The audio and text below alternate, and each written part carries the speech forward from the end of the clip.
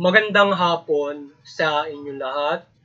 Ito po si Herbert Curia, author-promoter ng Human Rights Promotion. Ang boses ng Human Rights Promotion. Sa malayang demokrasyang ito, kakibat ang ating pananalig sa ating banal na Panginoon Diyos, banal na Panginoon sa Kristo at gabay ng kaliwanagan kay Banal na Santa Maria, mula sa isyong ating nakala at magbabantay sa mabuting pamamahala, patas na hustisya at karapatang pantao. Ay hinggil sa issue ng United Nations and Philippines Partnership. And ang United Nations Resident and Humanitarian Coordinator, Ambassador Gustavo Gonzales, ay pinasasalamatan ng Administrasyong Marcos sa cooperation nito at pag-iibayo sa pagpapatupad ng programa ng United Nations from Human Rights. Yan. Ito yung ating tinungayang topic, yung ugnayan ng Pilipinas o yung partnership ng Pilipinas at saka ng United Nations as a member of United Nations ng ating bansa. Ngayon ay mayroon pa itong partnership from the iba't ibang mga programa na sinusuportahan ng Pilipinas sa United Nations. Kaya kagaya ng sa human rights, SDG, etc. etc.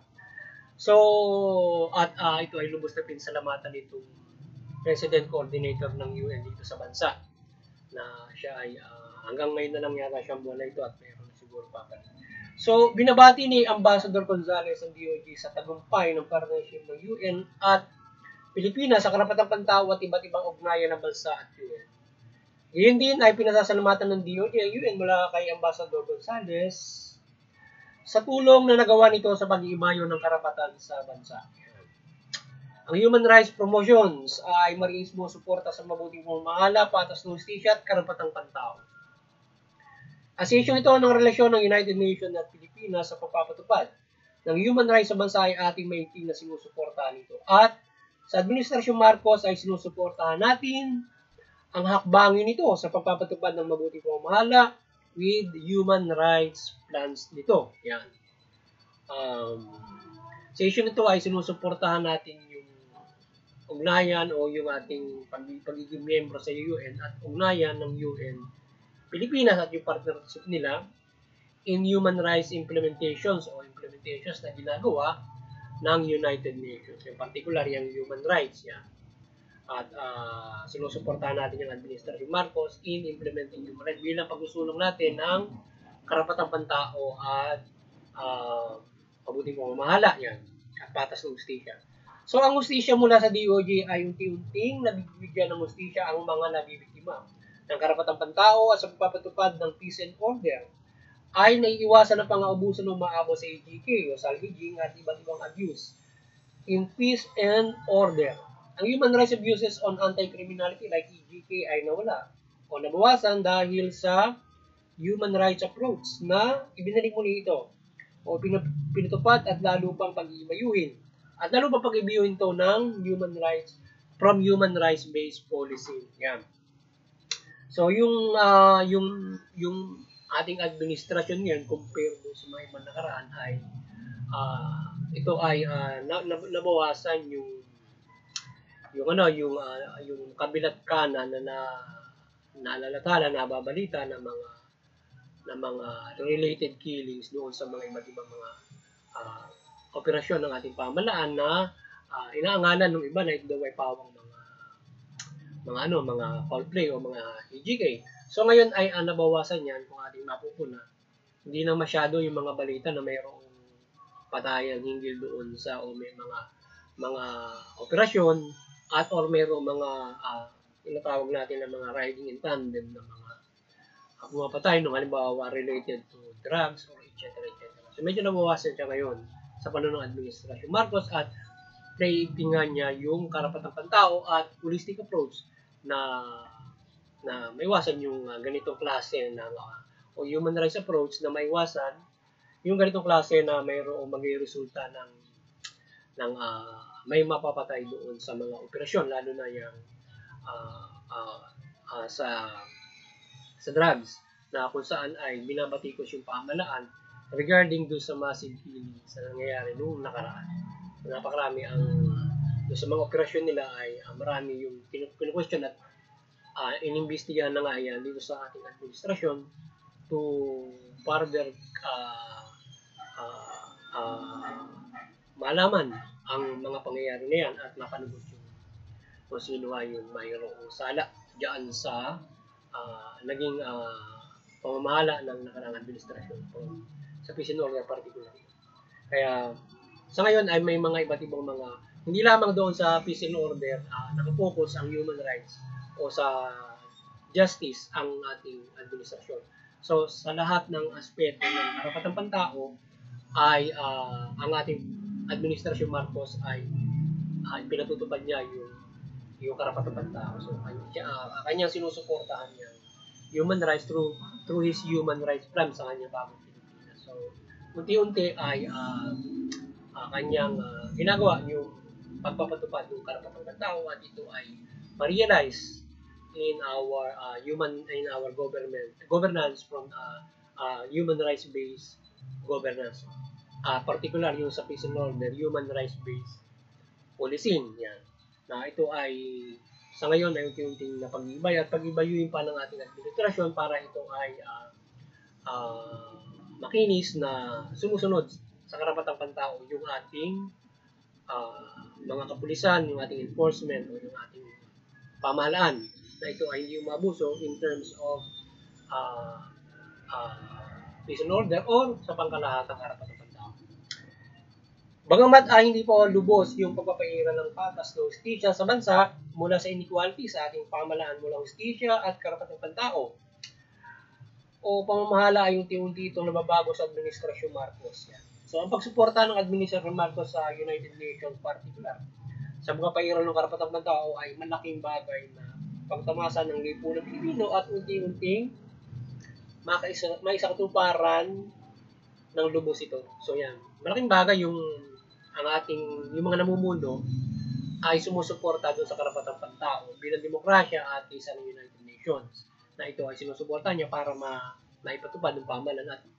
Hindi basta ito part of democracy, part of our system na tayo member ng United Nations, nagpapatupad nito, pero kung yung mga opisyales namumuno ay hindi ito ini-opera ito at hindi ito nire-realize, so nahihirapan na ito ay makamit ng sambayan ng Pilipino o anumang bansa kung yung mga mamumuno hindi i-opera ang karapatang pantao. So kaya tayo ay sa administrasyon ito, pasalamatan natin at kanyang sinuportahan yung human rights, particular dun sa peace and order o pagpapagiran ng patas ng hustisya. Ngayon ay hindi pa na, syempre unti-unti makamit yan ng lubos ito at kung ano man yung mga nakaraan ay mabigyan ng hustisya yung mga nabiktima ng inequality of justice, human rights at kanyang tuloy-tuloy na mapag-ibayo yung karapatang pantao na walang aabuso in human rights and injustice. So, sana nga ay mapag-ibayo pa ng ating Pangulong Marcos yan at ng UN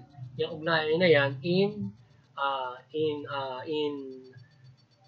human rights implementation and equality of justice. Dahil yan yung iyan ng isang pangunahin na problema ng ating bansa na mayroon tayong equality of human rights and justice. Kagaya kung parang fulcrum ng ating lipunan, mayroong mayaman, may mahirap. So ganyan yung nagiging problema ng ating justice and human rights. Parang may mayaman, may mahirap, it's not being implemented. It's supposed to be dapat lahat ay makikinabang. So fair in justice, fair in human rights, dapat fair in politics, economic, social culture, yung mga ganyan. So dapat ay as lahat, syempre yung harap ng tao. Ngayon, kung yan ang naging problema, mayroong inequality dun sa ating bansa, na ito dapat ay yung sa pagpapatupad nito, yung mga namumuno, dapat ito ay sinusuportahan na magkaroon tayo ng equality. Ngayon, kung yung nagpapalit ng namumuno ay mayroong pagka-inequal, hindi sumusuporta sa human rights, so doon na nag-broke yung patuloy na nagawa ng isang administrasyon na ito yung mapataas. Kung natin susunod na administrasyon, kapag kaya ay hindi sumuporta sa human rights, na nagkakaroon ng naman ng problema. Kaya dapat na magkaroon tayo ng isang mahusay na pundasyon para sa mapatupad niyan, para yung mga at pagpilit ng mga mamumuno para pag darating ng administrasyon ay ito ay makasusuporta sa karapatan ng tao at tatamasahin ng Pilipinas. Sana'y mapag-ibayo pa ito ng ating Administrasyon Marcos at makamit ng lipunang Pilipino ang equality in human rights at justice mula sa patas na politika at ekonomiya, civil, kultural o sabihin. Naway ang ating enforcement ay magabayan niya sa pagmamahira ng human rights at equal justice ng lubos. At ma-reform niya ito patuloy at mapag-ibayo at ma-resolba in fair justice at human rights din ang mga umaabuso nito niya. So, sana ay magabayan niya yung mga direktibahan niya, mapamahalaan niya na maayos ang ating enforcement.